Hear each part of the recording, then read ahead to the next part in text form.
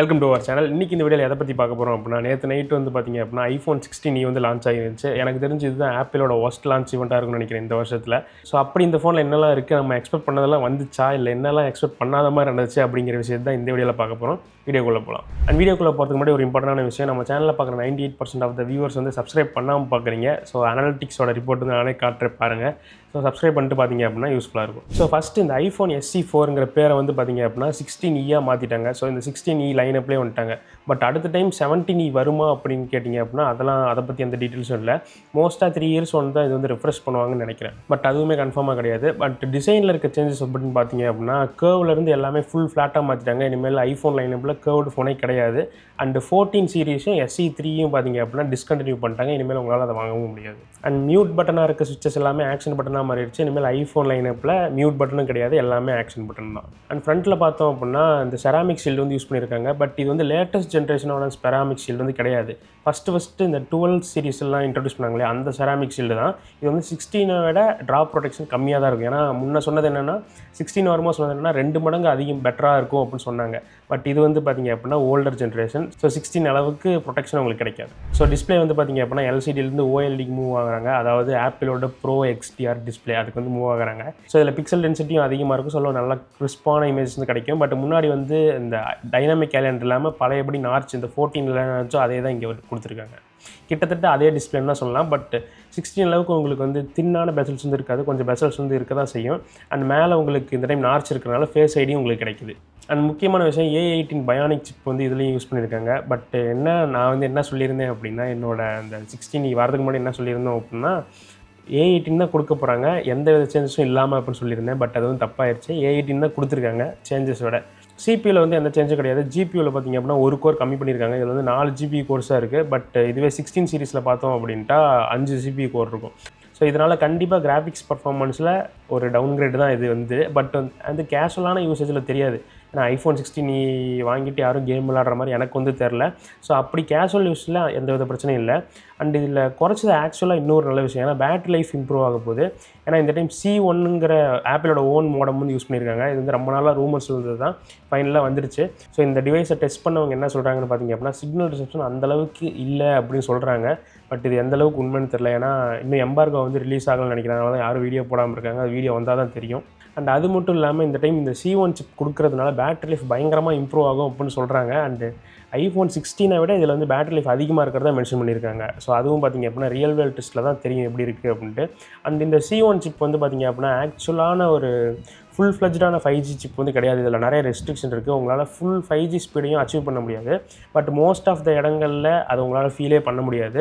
And cameras அப்படின்னு பார்த்தோம் அப்படின்னா 48 MP ஃபியூஷன் கேமரா கிட்டத்தட்ட ஐஃபோன் 16 இருக்கிற எக்ஸாக்ட் சென்சார் தான் இங்கேயும் யூஸ் பண்ணியிருக்காங்க. ஒரே ஒரு சேஞ்சோட அங்கே வந்து பார்த்திங்க அப்படின்னா உங்களுக்கு சென்சார் ஷிஃப்ட் இருக்கும். இங்கே வந்து OIS இருக்குது.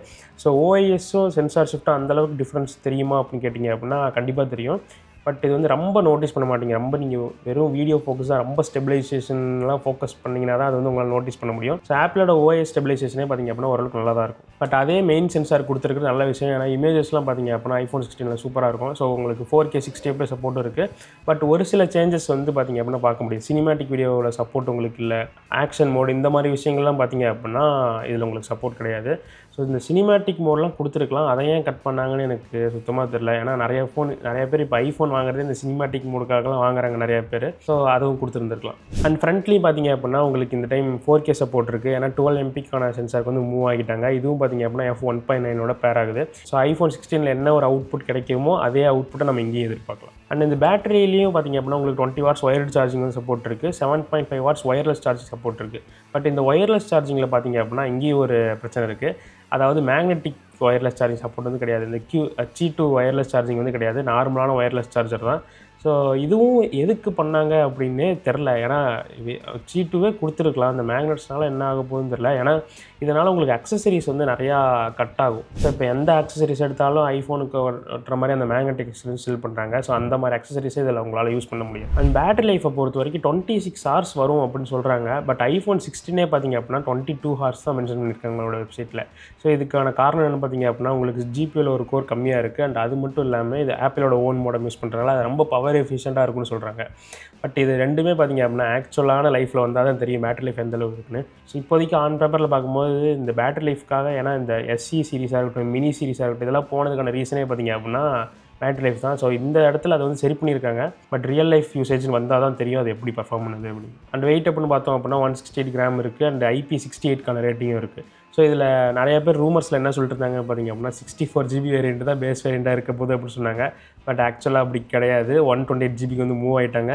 அண்டு 128, 256, 512 அப்படிங்கிற 3 வேரியண்ட் இருக்குது. அண்ட் முக்கியமான ஒரு விஷயத்த சொல்ல வந்துட்டேன், ஆப்பிளோட AI ஃபீச்சர்ஸ் எல்லாமே இங்கே ஒர்க் ஆகுது. அதில் எந்த வித டவுன் கிரேடும் இல்லைன்னு தான் இப்போதைக்கு தெரியுது. பட் நமக்கே தெரியாமல் அங்கங்கே லிமிடேஷன்ஸ் இருந்துச்சு அப்படின்னா இனிமேல் ஃபோன் யூஸ் பண்ண தான் தெரிய வரும். ஸோ இந்த 128 GBயோட ப்ரைஸிங் வந்து பார்த்திங்க அப்படின்னா கிட்டத்தட்ட 60,000 பண்ணியிருக்காங்க. எல்லாரும் எக்ஸ்பெக்ட் பண்ணது என்னன்னு பார்த்திங்க அப்படின்னா 45,000 to 50,000 எக்ஸ்பெக்ட் பண்ணோம். பட் இது அப்படியே 10,000 ஜம்ப் ஆயிருக்கு. ஸோ இந்த ப்ரைஸிங் நல்ல ப்ரைஸிங்கான்னு கேட்டிங்க அப்படின்னா கண்டிப்பாக கிடையாது. நான் இப்போ iPhone 16 பார்த்திங்க அப்படின்னா உங்களால் 60,000 வாங்கிக்க முடியும். ஸோ அப்படி பார்க்கும்போது இந்த ஃபோன் எதுக்கு கன்சிடர் பண்ணுவாங்கன்னு எனக்கு தெரியல. மேபி பேட்டரி லைஃப் கொஞ்சம் நல்லா இருக்குது.